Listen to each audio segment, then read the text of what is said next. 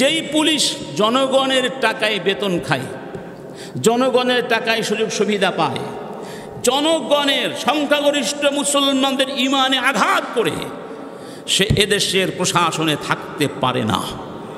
আমরা অনতিবিলম্বে তাকে অপসারণ করার দাবি করছি। তাকে চাকরিচ্যুত করতে হবে। শুধু চাকরিচ্যুত করলে হবে না, হয় সে সবার সামনে প্রকাশ্যে ক্ষমা চাইবে এবং তাওবা করবে, অন্যথায় তাকে চূড়ান্ত শাস্তি দিতে।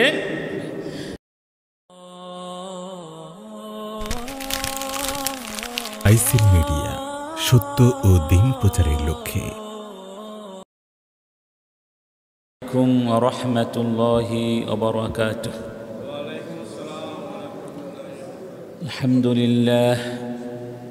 আলহামদুলিল্লাহি রাব্বিল আলামিন ওয়াল আকিবাতু লিল মুত্তাকিন ওয়াসসালাতু ওয়াসসালামু আলা সাইয়্যিদিল মুরসালিন মুহাম্মাদিন ওয়া আলা আলিহি ওয়া সাহবিহি আজমাইন।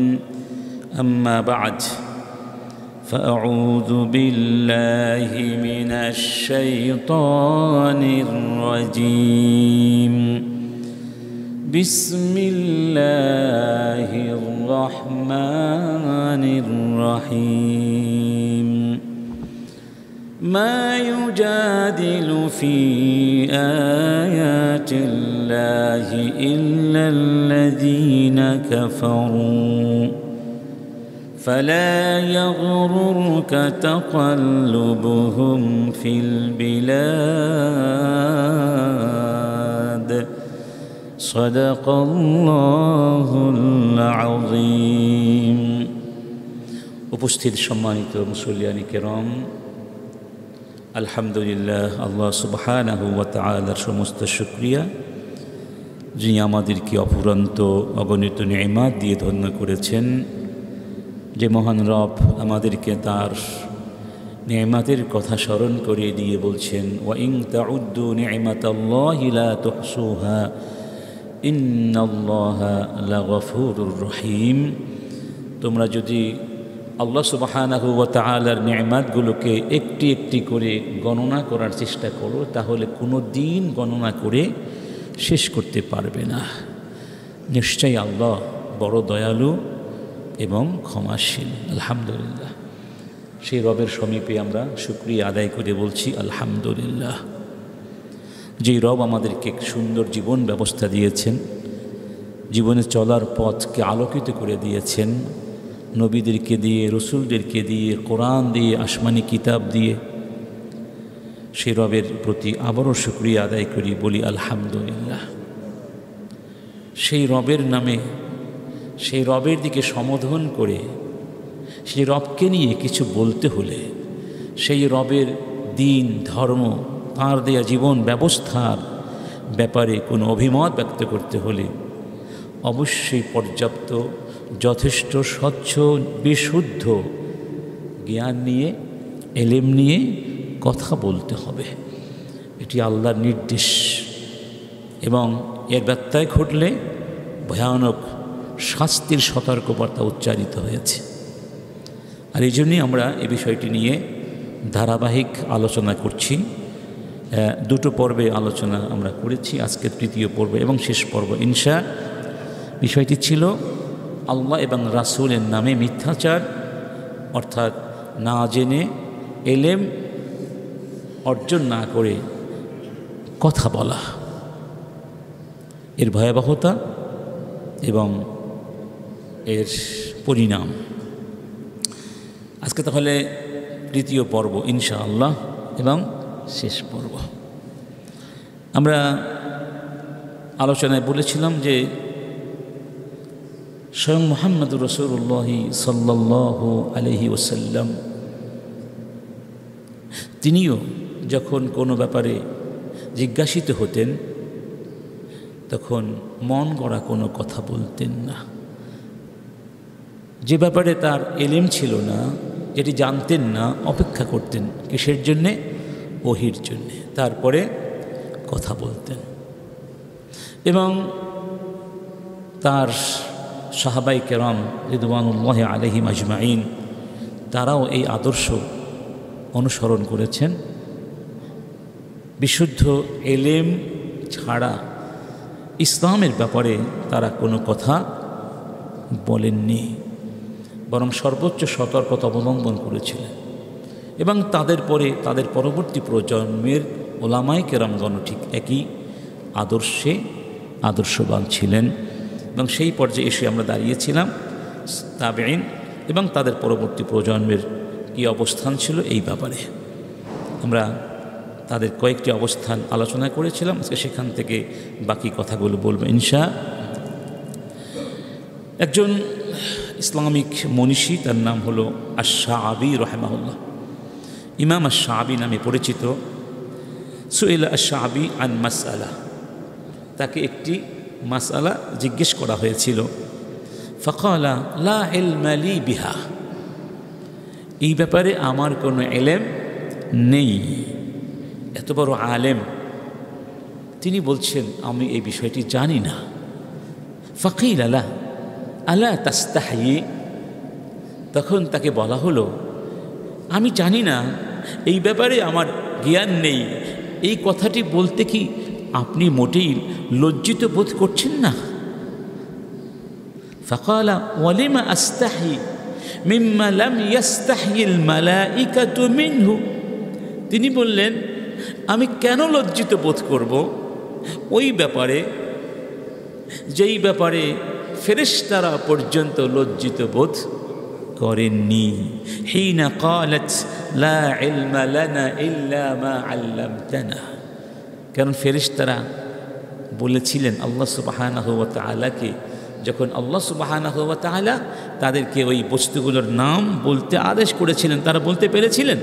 পারেননি, বরং বলেছিলেন লা ইলমা লানা, আমাদের কোনো ইলম নেই, আমরা কিছুই জানি না।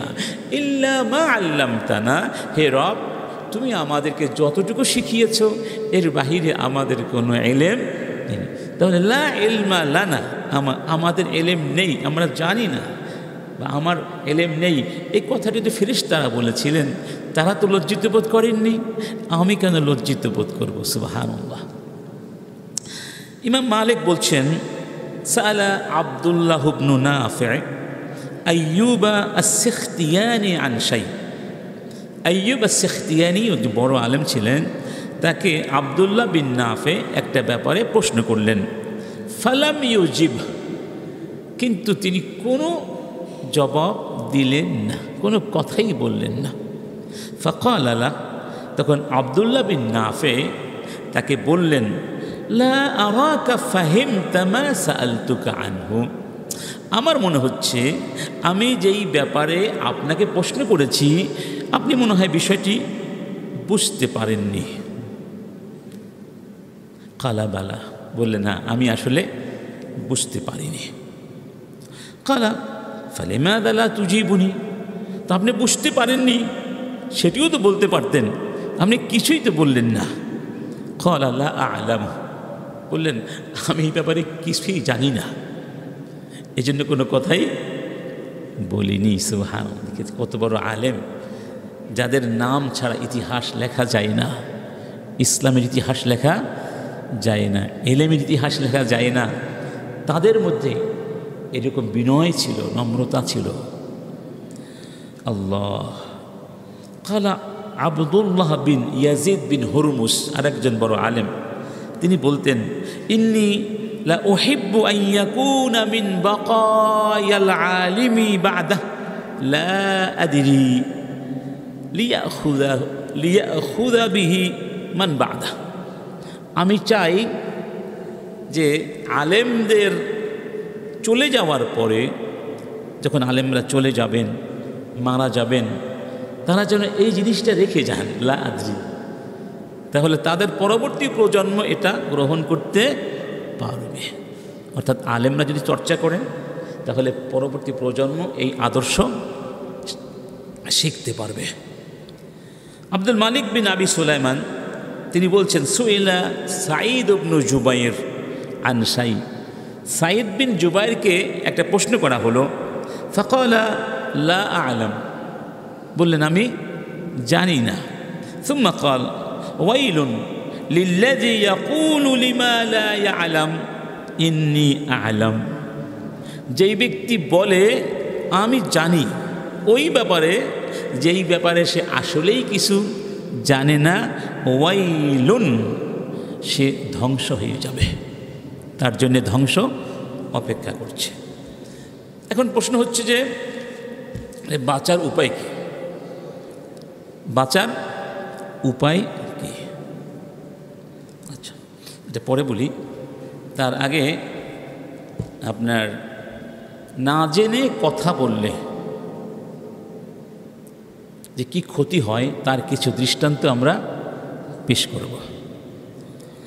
কিছু আলোচনা ইতিমধ্যে চলে গেছে এই ব্যাপারে। ওলামায়ে কেরাম বলছেন যে ইসলামের ব্যাপারে, ধর্মের ব্যাপারে, আল্লাহ এবং রাসূলের ব্যাপারে মূর্খতাপ্রসূত কথা বললে যে পরিণাম পর্যবসিত হয় তার মধ্যে কি আছে?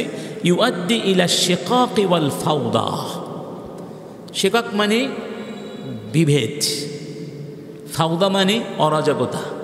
এর কারণে সমাজে বিভেদ সৃষ্টি হয়, অনৈক্য সৃষ্টি হয়, হানাহানি সৃষ্টি হয়, শত্রুতা সৃষ্টি হয়, মনোমালিন্য সৃষ্টি হয় এবং অরাজক পরিস্থিতির উদ্ভব ঘটে।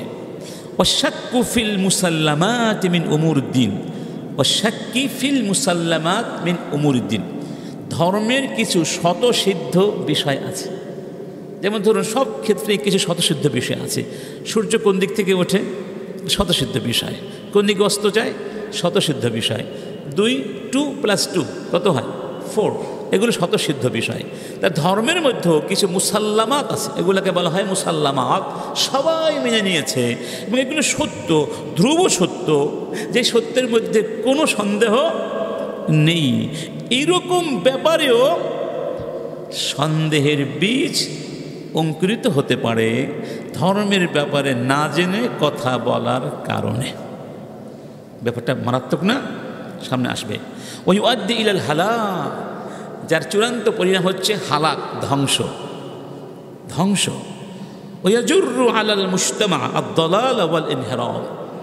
এই কাজ, এই অপরাধ সমাজকে দলালাতের মধ্যে ফেলে দেয়। ইনহিরাফ অর্থাৎ পদচ্যুতি, বিচ্যুতি এর মধ্যে ঠেলে দেয়। এক কথায় মানুষের মনে ধর্মের ব্যাপারে, শরীয়তের ব্যাপারে যে একটা হাইবাত, সম্ভ্রম থাকে, সেটা নষ্ট হয়ে যায় এবং একটা সর্বাত্মক অরাজক পরিস্থিতি সৃষ্টি হয়, যার চূড়ান্ত পরিণামে গোটা জাতিকে, গোটা সমাজকে, গোটা পরিবারকে, ব্যক্তিকে ধ্বংসের দ্বারপ্রান্তে পৌঁছিয়ে দিতে পারে। আমরা কয়েকটি উদাহরণ বলেছিলাম। যেমন এক হাদিসে আমরা বলেছিলাম যে ওই যে ব্যক্তি পাথরে আঘাত পেয়ে আহত হয়েছিল এবং সাহাবীরা, কয়েকজন সাহাবী না জেনে তাকে পানি ব্যবহার করতে বলেছিলেন, অথচ তায়াম্মুম করার সুযোগ ছিল। সেই লোকটি পানি ব্যবহার করে মারা গিয়েছিলেন। রাসূল তাদের ব্যাপারে কি বলেছিলেন? কতালুহু, কতালাহুমুল্লাহ, কতালুহু, তারা তাকে হত্যা করেছে, আল্লাহ তাদেরকে হত্যা করে দিন। এটা একটা ধমক আর কি, বদদোয়া না, এটা একটা ধমক।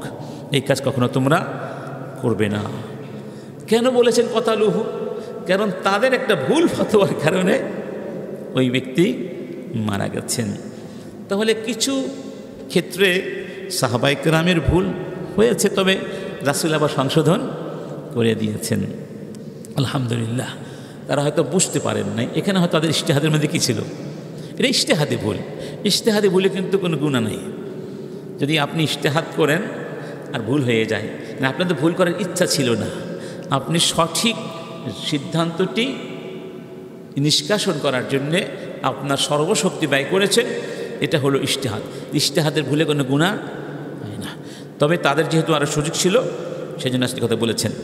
অন্য হাদিসে বলা হয়েছে ফাসুইলু ফাআফতাউ বিগাইরি ইলমিন ফাদাল্লু ওয়া আদাল্লু, যে যখন আলেমরা সবাই মরে যাবেন, আল্লাহ আলেমদেরকে নিয়ে যাবেন, মূর্খদেরকে লোকেরা নেতা বানাবে, মুফতি বানাবে এবং মূর্খদের কাছে গিয়ে প্রশ্ন করবে। তারা তো মূর্খ, তাদের ফাতোয়াগুলো হবে মূর্খতা প্রসূত, যে কারণে ওরা নিজেরাও ধ্বংস হয়ে যাবে, অন্যদেরকেও ধ্বংস করে দেবে। উলামায়ে কেরাম দুঃখের সাথে বলছেন, ফাকাম মিন জাহিলিন আফতা বিতাকফিরিল মুসলিমিন فكم من جاهل أفتى باستباحة دماء المعصومين فكم من جاهل أفتى بترويع الآمنين فكم من جاهل أفتى بترك فريضة من الفرائض فكم من جاهل أفتى بجواز أمور محرمة أجمع العلماء على تحريمها কত জাহেল না জেনে ফতোয়া দিয়েছে যে মুসলমানকে হত্যা করা বৈধ, দেয় নাই? কত জাহেল নিরীহ নিরপরাধ মানুষের রক্তকে হালাল ঘোষণা করেছে। কত জাহেল নিরীহ লোকদেরকে ভয় এবং আতঙ্কের মধ্যে ফতোয়া দিয়ে ঠেলে দিয়েছে। কত জাহেল ফতোয়া দিয়ে ফরজ পর্যন্ত বর্জন করার বৈধতা ঘোষণা করেছে। কত জাহেল ওই সমস্ত হারাম কাজকে হালাল বানিয়ে দিয়েছে যেগুলো হারাম হওয়ার ব্যাপারে সমস্ত আলেম একমত পোষণ করেছেন। এটা একটা একটা করে খুঁজলে অসংখ্য দৃষ্টান্ত আপনাদের সামনে আসবে। এই জন্য এই না জেনে কথা বলা ইসলাম হারাম করে দিয়েছে। একটা সুন্দর কাহিনীটি প্রসিদ্ধ কাহিনী, বিশুদ্ধ হাদিসের কাহিনী। হাদিসটি হলো আন আবি সাঈদ আল-খুদরি রাদিয়াল্লাহু আনহু। এই সাহাবী বলছেন যে আন্না নবী সাল্লাল্লাহু আলাইহি ওয়াসাল্লাম قال كان في من قبلكم رجل قتل 99 نفسا। তোমাদের আগে যারা পৃথিবীতে এসেছিলেন ওই লোকদের মধ্য থেকে এমন একজন লোক ছিল যে 99 জন মানুষকে হত্যা করেছিল। فسأل عن أعلم أهل الأرض فدل على راهب। এরপরে তার মধ্যে ভালো হওয়ার একটা আকাঙ্ক্ষা সৃষ্টি হয়েছিল। তিনি সবাইকে জিজ্ঞেস করলেন যে এই যুগে পৃথিবীর মধ্যে সবচেয়ে ভালো আলেমকে। তখন লোকেরা তাকে একজন ব্যক্তির সন্ধান দিয়েছিল। সেই ব্যক্তি ছিল দরবেশ। রাহেব বলা হয় দরবেশকে। এলেম কালাম নাই কিন্তু ইবাদত করে, এরা কি? এরা হলো দরবেশ। ফাতাহু, যেহেতু ইবাদত পরায়ণ ব্যক্তি ছিলেন, সবাই তাকে বড় অনেক কিছু মনে করত, বুজুর্গ ব্যক্তি, বুজুর্গ মনে করত। তো এই ব্যক্তি ওই রাহেবের কাছে গিয়ে সব কাহিনী খুলে বলল যে আমি এভাবে ফাকালা ইন্নাহু কাতালা 99 নাফসান ফাহাল লাহু মিন তাওবা। সে বলল আমি তো 99 জন মানুষকে হত্যা করেছি, আমার কি তাওবা করার কোনো সুযোগ আছে? ভালো হওয়ার কোনো সুযোগ আছে? ফাকালা লা, না, তোমার আবার কিসের তওবা? তোমার তাওবার কোনো সুযোগ নাই। ফাকাতালা, এই লোকটি ওই দরবেশকে হত্যা করল। ফাকাম্মালা বিহি 100 পুরা করল, 100 পুরা করল। সুম্মা সাআলা আন আ'লামি আহলিল আরদ। কিন্তু তার মনের মধ্যে একটা প্রেষণা ছিল যে অবশ্যই কোনো বিকল্প থাকা উচিত, আমি তো ভালো হতে চাই, কেন থাকবে না? কিন্তু কোনো পথ খুঁজে পাচ্ছিল না। আবার খুঁজতে লাগলো বড় আলেমকে। ফাদুল্লা আলা রাজুলিন আলেম। এবার লোকেরা তাকে একজন ভালো আলেমের সন্ধান দিতে পারল। ফাকালা ইন্নাহু কাতালা 100 নাফস ফাহাল লাহু মিন তাওবা। তাকে গিয়ে বলল যে আমি তো 100 নাফসকে হত্যা করেছি, আমার কি তাওবা করার কোনো সুযোগ এখনো আছে? ফাকালা নাআম। সুবহানাল্লাহ। ওই আলেম তার কাহিনী শোনার সঙ্গে সঙ্গে কোনো প্রকার ইতস্ততা বোধ না করে স্বাভাবিকভাবে বলে দিলেন, না, অবশ্যই আছে। ওমা ইয়াহুলু বাইনাহু ওয়া বাইনাত তাওবা। তোমার মাঝে আর তাওবার মাঝে প্রাচীর তৈরি করে দিল কে? মানে আলেম যেহেতু, তিনি বিষয়টিকে স্বাভাবিকভাবে নিয়েছেন। কারণ তাওবা তো এমন একটি ব্যাপার যে আল্লাহ পাক তাওবার দুয়ার কি সবার জন্যে উন্মুক্ত করে দিয়েছেন। সুবহানাল্লাহ। তো ওই লোকটি খুশি হয়ে গেলেন। কি করলেন? ইনতালিক, তিনি ওই ব্যক্তিকে একথা বলি ক্ষান্ত হলেন না। একজন আলেমের আরও দায়িত্ব আছে, যাতে করে এই লোকটি সত্যিকার ভালো পথে চলতে পারে, সেজন্য তাকে আরও কিছু নির্দেশনা দেওয়া দরকার ছিল।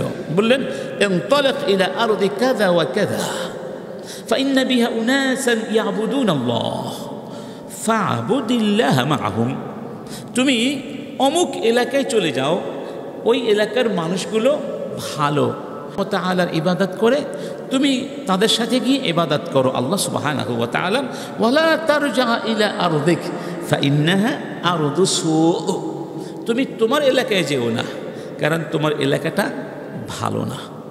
তাহলে সেই আলেম সচেতন আলেম ছিলেন, কোন এলাকা ভালো কোন এলাকা ভালো না, এটিও কিন্তু একজন আলেমের বৈশিষ্ট্য হওয়া দরকার, সমাজ সচেতনতা। ফানতালাকা হাত্তা ইযা নাসাফাত তারিকা আতাহুল মাউত, সেই লোকটি যখন ওই তার কাঙ্ক্ষিত এলাকায় রওনা করলেন, মাঝামাঝি অবস্থানে যাওয়ার সময় অবস্থানে যখন পৌঁছালেন, তখন তার মৃত্যুর সময় ঘনিয়ে আসলো। ফাখতাসামাত ফীহি মালাইকাতুর রাহমাহ ওয়া মালাইকাতুল আযাব, রহমতের ফেরেশতারাও আসলেন, আযাবের ফেরেশতারাও আসলেন, এবং তারা পরস্পরের মধ্যে ঝগড়া করতে লাগলেন। দুই দলই বলতে লাগলেন আমি বা আমরাই তার জান কবজ করব। কেন? ফাকালাত মালাইকাতুর রাহমা জাআ তাইবান মুকবিলান বিকলবিহি ইলাল্লাহ, রহমতের ফেরেশতারা বললেন এই ব্যক্তি তাওবা করে হারাম কাজ থেকে ফিরে এসেছে, আল্লাহর দিকে সে প্রত্যাবর্তন করেছে, অতএব যেহেতু তাওবা করেছে এবং নিষ্ঠাপূর্ণ তাওবা করেছে, অতএব তার জান আমরা কবজ করব। ওয়াকালাত মালাইকাতুল আযাব, আর আযাবের ফেরেশতারা বললেন ইন্নাহু লাম ইয়ামাল খায়রান কাত্তু, সে জীবনে কোনোদিন ভালো কাজ করে নাই। ফাআতাহুম মালাকুন ফি সূরাতি আদামি, তখন আল্লাহ পাক একজন ফেরেশতা পাঠালেন, তিনি মানুষের আকারে আসলেন। ফাজআলুহু বাইনাহুম, এই দুই দল তাকে তাদের মধ্যে বিচারক মানলেন, যা আপনি একটা ফয়সালা করে দেন। ক্বালা কিসু মা বাইনাল আরদাইন ফাইলা আইয়িহিমা কানা আদনা ফাহুয়া লাহ, তিনি বললেন তোমরা একটা কাজ করো, দুটো এলাকাকে পরিমাপ করো, যেই এলাকাটা তার কাছে হবে সেই এলাকার বিধান কার্যকর হবে। অর্থাৎ সে যেই এলাকা থেকে এসেছে সেটা খারাপ এলাকা, যদি ওই এলাকাটা কাছে হয় তাহলে আযাবের ফেরেশতারা জান কবজ করবে, আর যেখানে যাচ্ছিল যদি সেটা তার কাছে হয় তাহলে রহমতের ফেরেশতারা জান কবজ করবে। ফাকাসুহু ফাওয়াজাদুহু আদনা ইলাল আরদিল্লাতি আরাদ, সুবহানাল্লাহ। তখন পরিমাপ করে দেখা গেল সে যেদিকে যাচ্ছিল ওই এলাকাটা তার অপেক্ষাকৃত কিছুটা কাছে। ফাকাবাদাহু মালাইকাতুর রাহমা, তখন রহমতের ফেরেশতারা তার জান কবজ করলেন। এটা একটা ভয়ানক হাদিস। দেখুন, এই লোকটি যদি আলেমের সন্ধান না পেতেন তিনি হয়তো আরও মানুষকে হত্যা করতেন, তিনি তাকেও হত্যা করতেন। সঠিক ফতোয়া দেওয়ার কারণে, সঠিক পথ নির্দেশনা পেয়ে তিনি জাহান্নামী থেকে জান্নাতি হয়ে গেলেন। সুবহানাল্লাহ। এখান থেকে বোঝা যায় যে বেগাইরে এলেম, এলেম ছাড়া কথা বললে সেই ব্যক্তিও জাহান্নামে যাবে, অন্যদেরকেও জাহান্নামী বানাবে, এবং সমাজে হত্যা, ধ্বংস, বিবাদ, নৈরাজ্য, অরাজকতা, অস্থিতিশীল পরিবেশ সৃষ্টি করবে। আচ্ছা,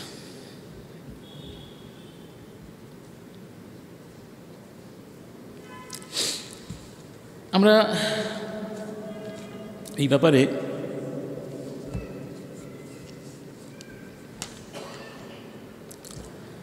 তাহলে মোটামুটি কথা হচ্ছে যে আল্লাহর ব্যাপারে, রাসূলের ব্যাপারে না জেনে কিছু বলা যাবে না, বিশেষ করে ফাতোয়া, বিশেষ করে কি মানে ফতুয়া। কারণ ফাতোয়াটা কোনো সাধারণ জিনিস না, কোনো সাধারণ। এই ব্যাপারে ইবনুল কাইয়্যিম বলছেন ইযা কানা মানসাবু আত-তাওকিই আনিল মুলুকি বিল মাহাল আল্লাযী লা ইউনকারু ফাদলুহু ওয়া লা ইউজহালু কদরুহু ওয়া হুয়া আ'লাল মারাতিবিস সানিয়াত ফাকাইফা বিমানসাবিত তাওকিই আন রাব্বিল আরদি ওয়াস সামাওয়াত। ধরুন প্রধানমন্ত্রী বা রাষ্ট্রপতি যদি কাউকে তার পক্ষ থেকে কোনো চুক্তিনামায় স্বাক্ষর করতে অনুমতি দেয়, সেই ব্যক্তির সম্মান কিন্তু ওই রাষ্ট্রপতির সম্মানের পর্যায়ভুক্ত হয়ে যায়। রাষ্ট্রপতির স্বাক্ষর যে দাম, ওই ব্যক্তির স্বাক্ষরেরও, স্বাক্ষরকে আরবিতে বলা হয় তাওকি, সিগনেচার। কি বলা হয়? তাওকি। তিনি বলছেন এটি যদি হয় দুনিয়ার ক্ষেত্রে, তাহলে যেই ব্যক্তি ফাতোয়া দেয় সেই ব্যক্তি আল্লাহর পক্ষ থেকে তাওকি করেন। তাওকি কি করেন? তিনি হচ্ছেন আল্লাহর পক্ষ থেকে মুওয়াক্কি, স্বাক্ষরকারী। অতএব এই বিষয়টিকে যেনতেনভাবে নেওয়ার কোনো সুযোগ, কেন ফতোয়াটা কি? ফতোয়া হলো তাওকিউন আন রব্বিল আলামিন, মহাবিশ্বের মালিকের পক্ষ থেকে স্বাক্ষর করার নাম হলো ফতোয়া। হুয়াল ইখবারু বিহুকমিল্লাহ ফি আমরিন মিন উমুরুদ্দিন মা যিকরিদ দালিল মিনাল কুরআন ওয়াস সুন্নাহ। কোরআন সুন্নাহর দলিল উল্লেখ করে ধর্মের কোনো ব্যাপারে আল্লাহর একটা হুকুম বা বিধানকে মানুষকে জানিয়ে দেওয়া, এটা হলো কি? ফতোয়া। এজন্য এটাকে বলা হয়েছে তাওকি, আল্লাহর পক্ষ থেকে স্বাক্ষর। অতএব এই অবস্থান, এই সম্মান অনেক বড় সম্মান। এই সম্মান কলঙ্কিত হয়, এই সম্মান ভুলুণ্ঠিত হয়, এরকম কোনো কাজ করার সুযোগ নয়। এজন্য ইবনুল কাইয়্যিম আরও সুন্দর করে কিছু কথা বলেছেন। এই কথাগুলো এত সুন্দর, মানে জানি না অনুবাদ ঠিকমতো করতে পারবো কি না, তবে এত সুন্দর কথা, সুবহানাল্লাহ। তিনি বলছেন ফাহাদা আ'যামুল মুহাররামাত, আল্লাহ এবং রাসূলের নামে না জেনে কথা বলা, এটা সমস্ত হারামের মধ্যে ভয়ানক হারাম, সবচেয়ে বড় হারাম। ইনদাল্লাহ, কার কাছে? আল্লাহর কাছে। ও আসাদ্দুহা ইসমান, এবং সবচেয়ে ভয়ানক গুনাহ এই কাজের মধ্যে আছে। কেন? ফাইন্নাহু ইয়াতাদাম্মানুল কাযিবা আলাল্লাহ, কারণ এর মাধ্যমে কি হয়? আল্লাহর বিরুদ্ধে মিথ্যা কথা বলা হয়। ওয়া নিসবাতাহু ইলা মা লা ইয়ালিকু বিহি, এবং আল্লাহকে বা আল্লাহর দিকে এমন জিনিসকে নিসবত করা হয় যেটা আল্লাহর জন্য শোভা পায় না। ওয়া তাগয়ীরা দীনিহি, আল্লাহর দিন পরিবর্তন করে দেওয়া হয়। ওয়া নাফিয়া মা আসবাতা, যেই জিনিসটি আল্লাহ প্রতিষ্ঠা করেছেন সেই জিনিসটিকে নাফি করা হয়। মানে কি করা হয়? বাংলা কি বলা যায়? প্রতিষ্ঠা করার উল্টো কি? সেটাকে অ্যাবলিশ করে দেওয়া হয়। ওয়া ইসবাত মা নাফা, আর আল্লাহ যেটিকে রহিত করেছেন, নিষেধ করেছেন, যেটিকে আল্লাহ গ্রহণ করেন নাই, সেটিকে প্রতিষ্ঠা করা হয়। ওয়া তাহকীক মা আবতালা, আল্লাহ যা বাতিল ঘোষণা করেছেন সেটিকে তাহকীক করা, সত্য মনে প্রতিষ্ঠা করা। ওয়া ইবতালা মা হাক্কাকা, আর আল্লাহ যা সত্য মনে প্রতিষ্ঠা করেন সেটাকে মিথ্যে প্রতিপন্ন করা। ওয়া আদাওয়াতা মান ওয়ালা, আল্লাহ যার সঙ্গে বন্ধুত্ব স্থাপন করেছেন তার সঙ্গে শত্রুতা স্থাপন করা হয় এর মাধ্যমে। ওয়া মুওয়ালাতা মান আদা, আর আল্লাহ যাকে শত্রু বলে ঘোষণা করেছেন তাকে বন্ধু বলে গ্রহণ করার অর্থের মধ্যে আছে। ওয়া হুব্বা মা আবগাদা, আল্লাহ যা পছন্দ করেছেন সেটাকে পছন্দ করা হয়। ওয়া বুগদা মা আহাব্বা, আর আল্লাহ যা পছন্দ করেছেন সেটাকে অপছন্দ করা হয়। ওয়া ওয়াসফাহু বিমা লা ইয়ালিকু বিহি ফি যাতিহি ওয়া সিফাতিহি ওয়া আকওয়ালিহি ওয়া আফআলিহি, আল্লাহর জাত, আল্লাহর সিফাত, আল্লাহর আকওয়াল মানে কথা, আল্লাহর আফআল কার্যাবলীর ক্ষেত্রে যেগুলো আল্লাহর জন্য মানায় না সেগুলো আল্লাহর সাথে সম্পৃক্ত করা হয়। ফালাইসা ফি আজনাসিল মুহাররামাত আ'যামু ইনদাল্লাহি মিনহু, অতএব যত হারাম মুহাররামাত আছে এর ধারে কাছেও কিছু নাই। ওয়ালা আসাদ্দা ইসমান ওয়া হুয়া আসলুশ শিরকি ওয়াল কুফর, সমস্ত শিরক এবং কুফুরের মূল কি? আল্লাহর ব্যাপারে না জেনে কথা বলা। ওয়া আলাইহি উসুসুল বিদআ ওয়াদ দালালাত, সমস্ত বিদআত, সমস্ত দলালাত মানে মূর্খতা, বিভ্রান্তির উসুস মানে ভিত্তি হচ্ছে এই জিনিসটি। ফাকুল্লু বিদআতিন মুদিল্লা, সমস্ত বিদআত হচ্ছে মুদিল্লা, বিভ্রান্তকর। ফিদ্দিন, ধর্মের মধ্যে। আসাসুহা আল কাউলু আলাল্লাহি বিলা ইলম, সব কিছুর মূল হচ্ছে আল্লাহর নামে কথা বলা, এলেম ছাড়া মূর্খতা প্রসূত কথা বলা। ইন্না লিল্লাহি, এই ব্যক্তিকে বলা হয় হাতিবুল লাইল। কি বলা হয়? হাতিবুল লাইল। হাতেব বলা হয় কাঠুরেকে, যে কাঠ কেটে খায়। লাইল মানে রাত, আধারের কাঠুরে, আধারের কাঠুরে। এর মানে কি? ইমাম আয-যাহাবী তার প্রসিদ্ধ কিতাব সিয়ার আ'লামিন নুবালাতে উল্লেখ করেছেন, আন ইবনে উয়াইনা থেকে, ইবনে উয়াইনা থেকে উল্লেখ করেছেন, ক্বালা লি আব্দুল করিম আল জাওজি, আব্দুল করিম আল জাওজি আমাকে বললেন যে ইয়া আবা মুহাম্মদ, এ মুহাম্মদের বাবা, তাদরি মা হাতিবুল লাইল, তুমি কি জানো হাতিবুল লাইল জিনিসটা কি? কুলতু লা, বললাম জানি না। একজন আলেম যখন আপনাকে প্রশ্ন করবেন এমন বিষয়ে যেটা সহজ জিনিস, তখন এটা ভাববেন না সে সহজ হিসাবে প্রশ্ন করেছেন, এর মধ্যে অন্য কিছু আছে, অন্য কিছু আছে। তখন তিনি জবাব দিলেন, হুয়ার রাজুল ইয়াখরুজু ফিল লাইল, হাতিবুল লাইল বলা হয় সেই ব্যক্তিকে যে রাত্রিবেলা বের হয়, রাত্রিবেলা, ফায়াহতাতিবু, আর কাঠ কাটে, ফায়াদু ইয়াদাহু আলা আফআ, যেহেতু অন্ধকার, চোখে দেখে না, আলো নাই বা থাকলেও পর্যাপ্ত না, সে অনেক সময় এমন করে যে পাহাড়ি এলাকা তো মানুষ কাটতে আগে যেত, সেখানে সাপ থাকার সম্ভাবনা বেশি।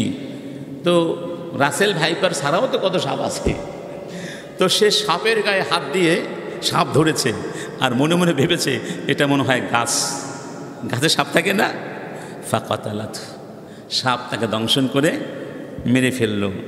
হাদা, এই ব্যক্তিকে বলা হয় হাতিবুল লাইল। এই ব্যক্তি কার মতো জানো? হাদা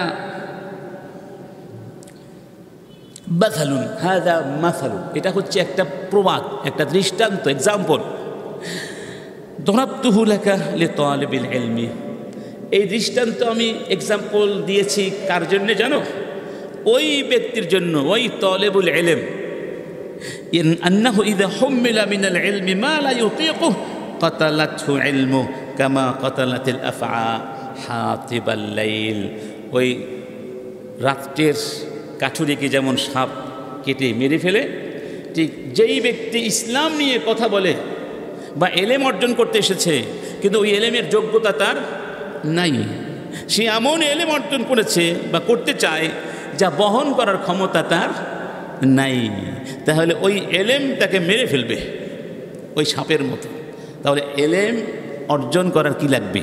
নিয়মকানুন লাগবে, এলেম বহন করার যোগ্যতা লাগবে। আমি যেই মানের আলেম সেই মানের কথা বলতে হবে, এই মান থেকে উপরে উঠে কথা বললে সাপ যেমন মেরে ফেলে, এলেম আমাকে মেরে ফেলবে। অর্থাৎ না জেনে কথা বলার কারণে আমি সেভাবে ধরা পড়ব, মরে যাব, ধ্বংস হয়ে যাব। আসুন, না জেনে কথা বলা অর্থাৎ আল কাউলু ফিদ্দিন বিগাইরি ইলম, এর কিছু দৃষ্টান্ত আমরা আমাদের সমাজ থেকে দেখি।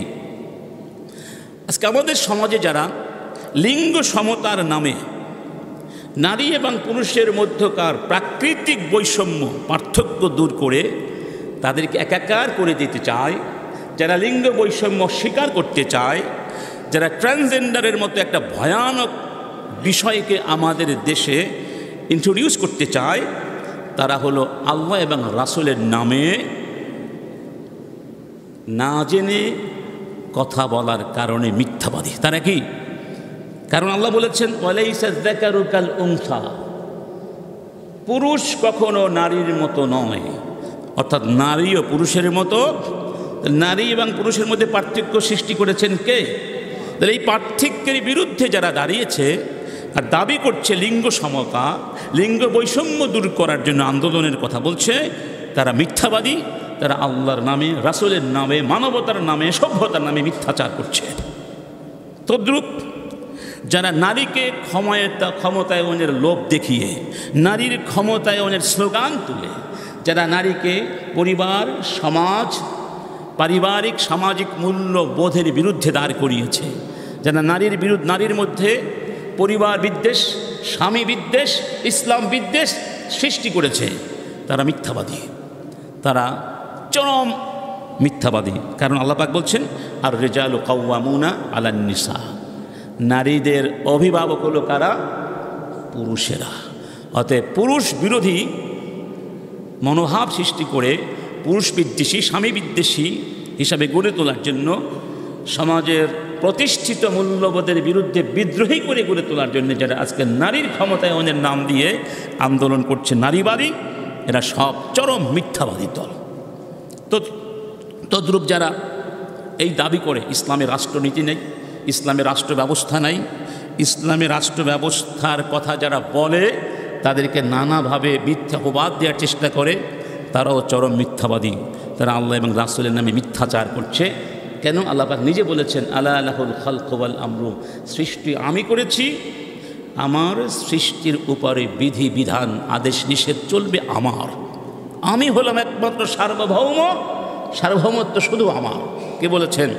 অতএব যারা আল্লাহর দেয়া ইসলামের রাষ্ট্র ব্যবস্থা স্বীকার করে নিজেরা মন গড়া বিধিবিধান প্রতিষ্ঠা করে ন্যায় বিচার এবং শান্তি শৃঙ্খলা প্রতিষ্ঠার দাবি তুলছে, তারা সবচেয়ে বড় মিথ্যাবাদী। তদ্রূপ যারা অর্থনৈতিক মুক্তির নামে, অর্থনৈতিক উন্নয়নের নামে, আর্থ সামাজিক উন্নয়নের নামে সুদী অর্থ ব্যবস্থা গ্রহণ করেছেন, ইন্ট্রোডিউস করেছে, তারাও চরম মিথ্যাবাদী। কারণ আল্লাহ পাক বলছেন, লা তাকুলুর রিবা, তোমরা সুদ খেতে পারবে না। তদ্রূপ যারা শিক্ষা ব্যবস্থা থেকে ইসলামকে তুলে দিয়ে আধুনিক জাতি গড়ার দাবি করছে, তারাও মিথ্যাবাদী। কারণ আল্লাহ পাক বলছেন, ইকরা বিসমি রাব্বিকাল্লাযী খালাক, পড়ো, জ্ঞানার্জন করো, শিক্ষিত হও। ওই শিক্ষায়, যেই শিক্ষার সাথে আল্লাহর নাম থাকবে, যেই শিক্ষা শিক্ষিত হলে আল্লাহর সঙ্গে তোমার সম্পর্ক থাকবে, আর আল্লাহর সঙ্গে সম্পর্ক থাকলে ওই শিক্ষা মানুষের জন্য কল্যাণ বয়ে আনবে। ওই সম্পর্ক ছিন্ন হয়ে গেলে সেটা নৈতিকতা শূন্য হয়ে যাবে, ঈমান শূন্য হয়ে যাবে, আদর্শ শূন্য হয়ে যাবে, মানবিকতা বোধ শূন্য হয়ে যাবে। ওই শিক্ষা শিক্ষিত হয়ে বেনজিরের মতো দুর্নীতিবাদ পয়দা হবে। ওই শিক্ষা শিক্ষিত হয়ে মতিউর রহমানের মতো দুর্নীতিবাজ তৈরি হবে, যারা জাতির হাজার হাজার কোটি টাকা লোপাট করে নিজেরা মুখে নীতি কথা শুনিয়ে গেছে। এই বেনজির আলেম ওলামাদেরকে নিয়ে যে ব্যঙ্গাত্মক কথাগুলো বলেছে, এখন বুঝতে পারছেন, আলেমদেরকে নিয়ে যারা ব্যঙ্গাত্মক কথা বলে, ইসলাম নিয়ে যারা ব্যঙ্গাত্মক কথা বলে, ওদের কারো চরিত্র ঠিক নাই। এরকম সমাজে যারা ইসলাম নিয়ে ব্যঙ্গ করছে, তাদের নিয়ে আপনারা গবেষণা করে দেখুন, তাদের মধ্যে যথেষ্ট সমস্যা আছে। তদ্রূপ যারা আল্লাহর কাছে না চেয়ে কবরের কাছে গিয়ে চায়, যে কবরের কাছে বলে আমাকে পরীক্ষা পাশ করিয়ে দাও, আমাকে সন্তান দাও, আমাকে বিপদ থেকে উদ্ধার করো, আমার ব্যবসা বাণিজ্যে বরকত দিয়ে দাও, তারাও চরম মিথ্যাবাদী। আল্লাহ পাক বলেছেন, ওয়াকালা রাব্বুকুম উদউনি আস্তাজিব লাকুম, তোমাদের রব বলেছেন আমার কাছে চাও আমি দেব। আমার কাছে চাও, তাহলে আল্লাহ চাইতে বলেছেন তার কাছে, আর আমরা অনেকে না জেনে না বুঝে চাই কার কাছে? পাথরের কাছে, গাছের কাছে, মাছের কাছে, এমনকি কবুতরের কাছে, এমনকি ক্রোকোডাইল কুমিরের কাছেও মানুষ চায়, নাউজুবিল্লাহ। তদ্রূপ যারা বিনোদনের নামে নাচ গান ঢুকিয়েছে, নগ্নতা বেহায়াপনাকে শিল্প বলে দাবি করছে, তারাও চূড়ান্ত মিথ্যাবাদী। আল্লাহ পাক বলছেন, ওয়ালা তাকরাবুল ফাওয়াহিশা মা যাহারা মিনহা ওয়া মা বাতান, অশ্লীল কাজের কাছেও যাবে না, প্রকাশ্য হোক অপ্রকাশ্য হোক। আজকে যারা শিল্প বিনোদনের নামে আমাদের প্রজন্মকে, আমাদেরকে নগ্নতার মধ্যে ঠেলে দিয়েছে, ওরা আল্লাহ এবং রাসূলের বিরুদ্ধে মিথ্যাচার করছে, মানবতার সাথে ধোঁকাবাজি করছে। এই মিথ্যাবাদীদেরকে বয়কট করতে হবে। কি করতে হবে? বয়কটের ক্ষমতা আছে নাকি নাই? কোকাকোলার মতো প্রতিষ্ঠান আমাদের বয়কটের কারণে তার বিনিয়োগ বন্ধ করে দিয়েছে, হাজার হাজার কোটি টাকার বিনিয়োগ স্থগিত ঘোষণা করেছে। কারণ আমরা ইমানদাররা ইমানের তাগিদে বয়কট করেছিলাম। আমরা যদি সত্যিকার ইমানদার হই আর ওদেরকে বয়কট না করি, তাহলে আল্লাহর কাছে আমাদের জবাব দিতে হবে। এবার আসুন, সমাধান কোন পথে? সমাধান কোন পথে?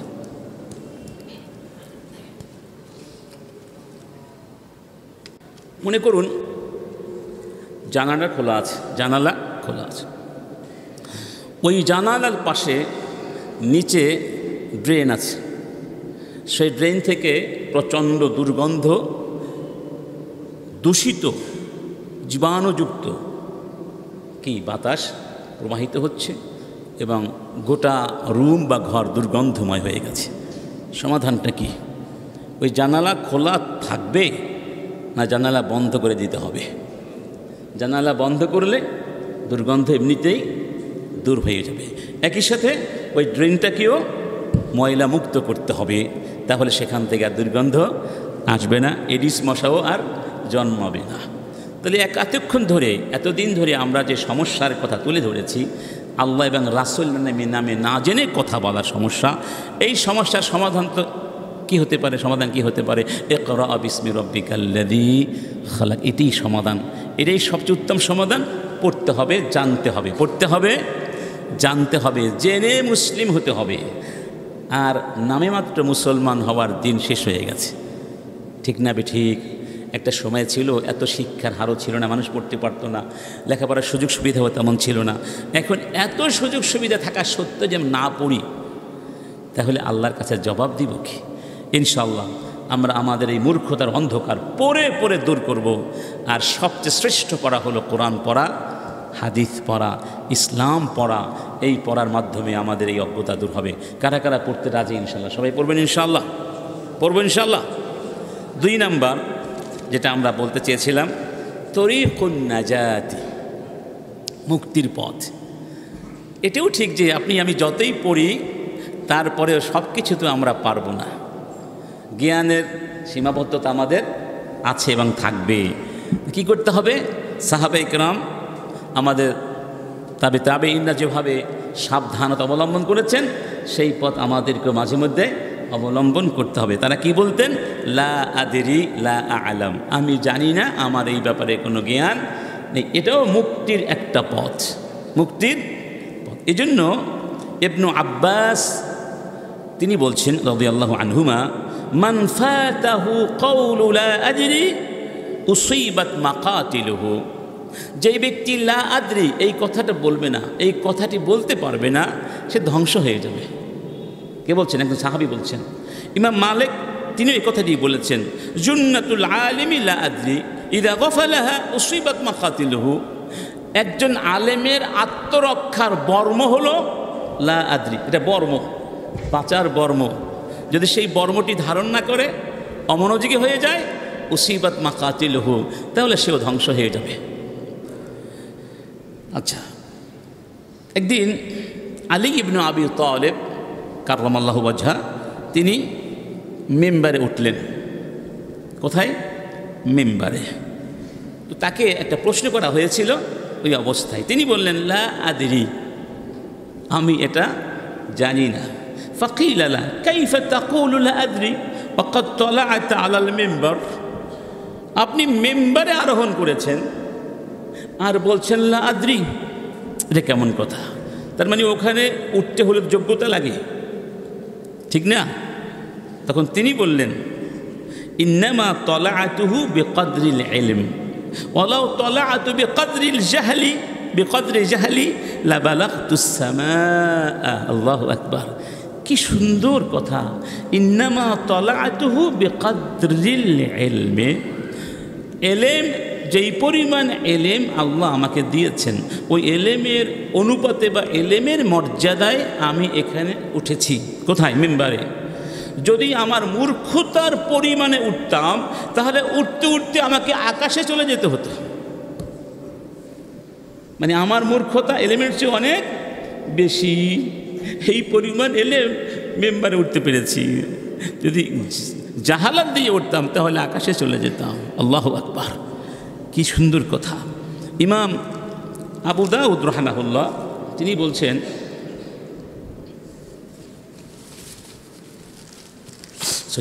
কাউলুর রাজুলি ফিমা লা ইয়ালাম আও লা আদরি নিসফুল ইলম।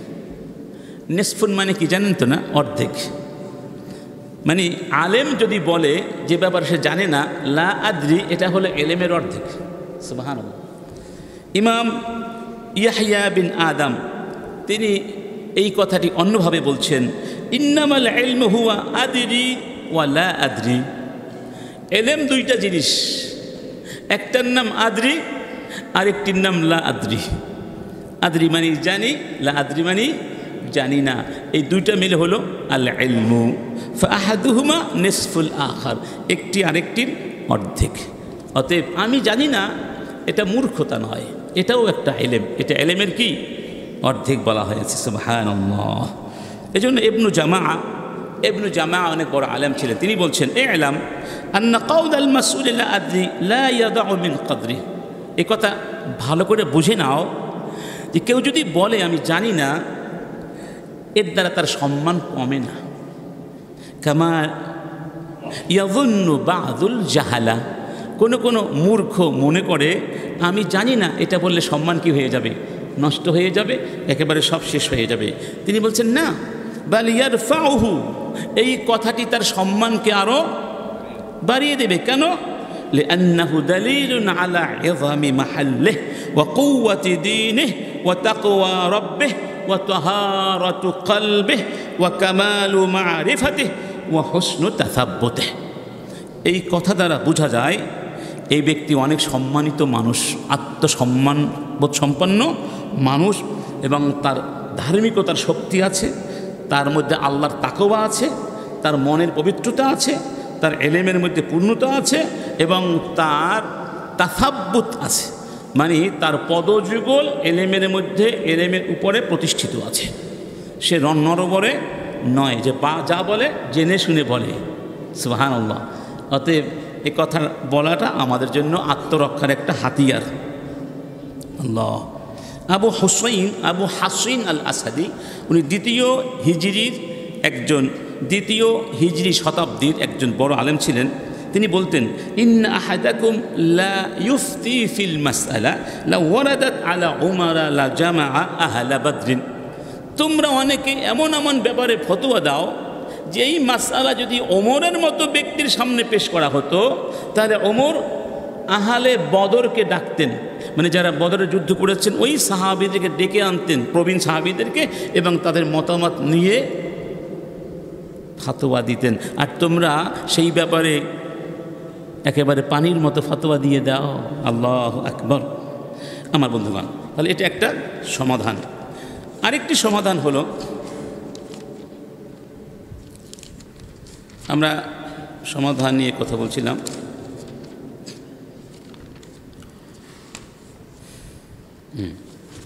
যারা না জেনে না বুঝে কথা বলে এবং শুধু ঝগড়া বাঁধায়, এই লোকগুলো থেকে দূরে থাকা উচিত। দূরে থাকলে আপনিও বাঁচবেন, সেও বাঁচবে, সমাজও। তাদের সঙ্গে ঝগড়া করলেই কি হবে, আরও বড় মুসিবাত হয়ে যাবে। এই যে ইমাম শাফি বলতেন আমি জাহেলদের সাথে ঝগড়া করি না। আল্লাহ রাব্বুল আলামিন, রাসূল কারীম বলছেন মা দাল্লা কওমুন বা'দা হাদিয়িন কানু আলাইহি ইল্লা উতুল জিদাল।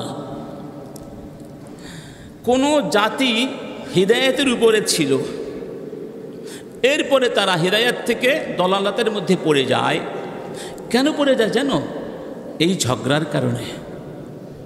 না জেনে না বুঝে ঝগড়া করলে এলেম নিয়ে, দিন নিয়ে, হিদায়াত থেকে বিভ্রান্ত হওয়ার সম্ভাবনা থাকে।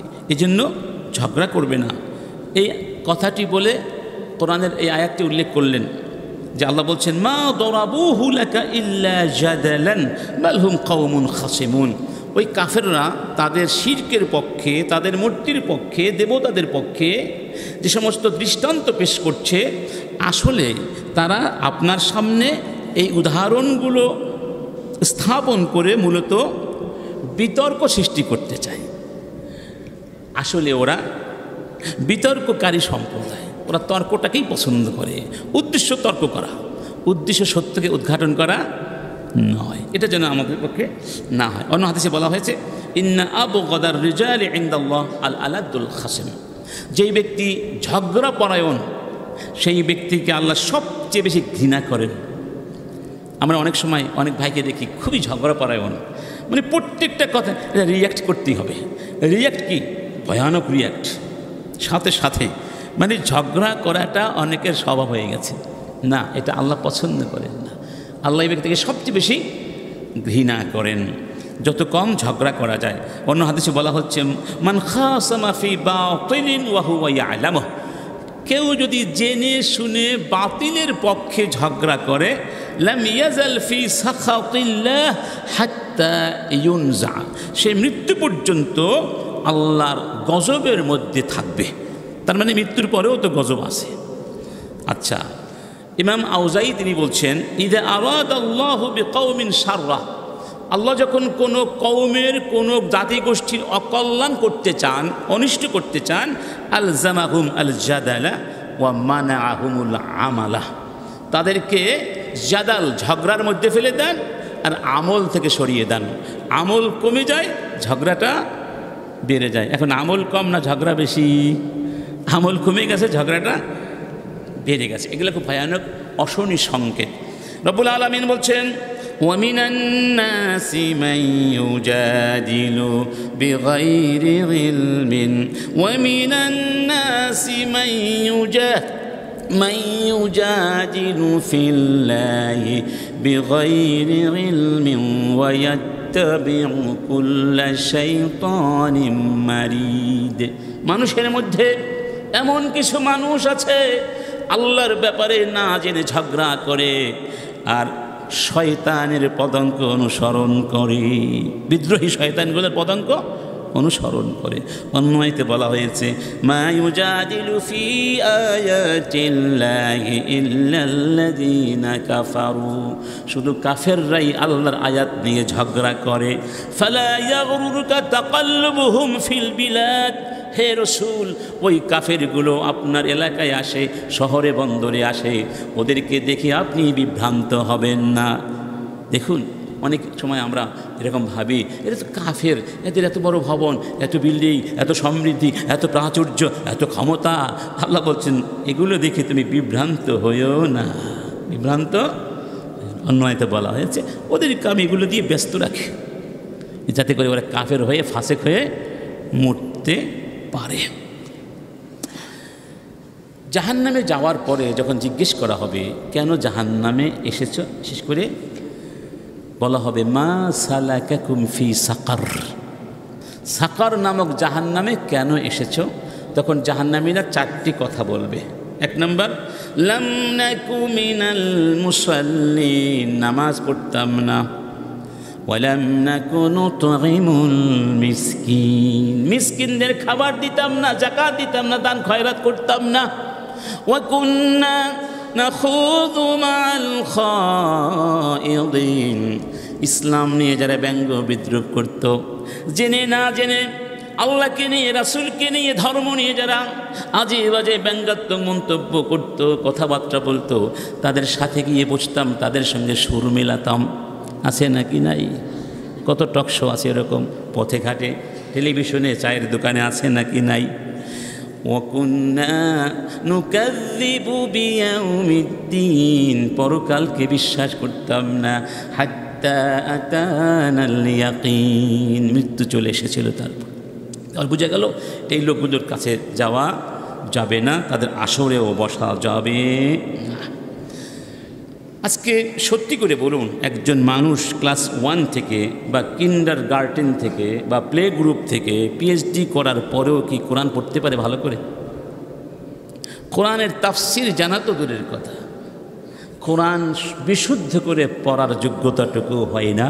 কারণ কোরআনকে বিশুদ্ধ করে পড়ার কোনো কোর্স নাই, কোনো সাবজেক্ট নাই, কোনো টিচার নাই, কোনো ব্যবস্থাপনা নাই। আছে স্কুল কলেজে? আছে? নাই, এটা প্রাইভেটলি পড়তে হয়। যেই শিক্ষা ব্যবস্থায় কোরআন বিশুদ্ধ করে পড়ার যোগ্যতা অর্জন করা যায় না, সেই শিক্ষায় সেটা শিক্ষিত হয়, তারা তো বেগাইরে এলেমই কথা বলবে, তাদের এলেম তো নাই। অতএব সমাধান হলো শিক্ষা ব্যবস্থার প্রত্যেকটা সেক্টরে, প্রত্যেকটা স্তরে, প্রত্যেকটা লেভেলে, ক্লাস 1 থেকে মাস্টার্স পর্যন্ত সব জায়গায় কোরআন সুন্নাহ ভিত্তিক মৌলিক কোর্স থাকতে হবে। এই কোর্সেসগুলো পড়ে যেন অন্তত পক্ষে বড় মুফাসসির না হতে পারলেও প্রত্যেকে ধর্মের, ইসলামের মৌলিক নীতিমালাগুলো অন্তত জেনে কথা বলতে পারে। মূল নীতিমালাগুলো জানলে সে আর বিপদকামী হবে না। এই ব্যাপারে সবাইকে আপনারা একমত? আমরা সরকারের কাছে এই দাবিটা করছি। আল্লাহ পাক তাদেরকে বোঝার তৌফিক দান করুন। সর্বোপরি তাকওয়া। আজকে এক ভাই আমাকে ফেসবুকে মেসেঞ্জারে মেসেজ করেছেন যে আপনার আলোচনাগুলো শুনলাম, 2টো পর্ব শুনেছেন এই আলোচনা। তিনি একজন ভালো মানের তরুণ লেখক খুব ভালো লেখে, তার নাম আলী উসমান, খুব ভালো লেখে। আমি তো ভয় পাচ্ছি, আমি যে লেখালেখি করছি আমি আবার এই মানে আল্লাহর যে শাস্তির সতর্কবার্তা আছে, না জেনে না বুঝে ইসলাম নিয়ে কথা বললে তার মধ্যে পড়ে যায় কিনা। এটাই হলো তাকওয়া। এটা কি তাকওয়া? ছেলেটি অনেক লেখাপড়া করে প্রবন্ধ লেখে, আমি জানি অনেক লেখাপড়া করে, তারপরেও তার ভয়। ঠিক সাহাবীদের মতো উমর ইবনে খাত্তাব জিজ্ঞেস করলেন ওই সাহাবীকে, যেই সাহাবীকে আল্লাহ মুনাফিকদের নামগুলো বলেছিলেন, হুযায়ফাতুল ইয়ামান, যে আমার নাম কি মুনাফিকদের তালিকা আছে? কে? উমর ইবনে খাত্তাব। শুধু এতটুকু বলো, আমি তাদের তালিকা জানতে চাই না, আমার নামটা আছে কি না। বললেন না, আপনার নাম নাই। সুবহানাল্লাহ, এত সতর্কতা, এত ভয়, এটাই হচ্ছে তাকওয়া। এর নাম কি? সর্বোপরি আরেকটি সমস্যা সমাধান হলো, প্রতিকার হলো শাস্তি। মানে যারা না জেনে না বুঝে বা জেনে বুঝেও আল্লাহর ব্যাপারে, রাসূলের ব্যাপারে, ইসলামের ব্যাপারে কোনো মন্তব্য করবে, কথা বলবে, তাদের জন্য শাস্তির ব্যবস্থা করতে হবে।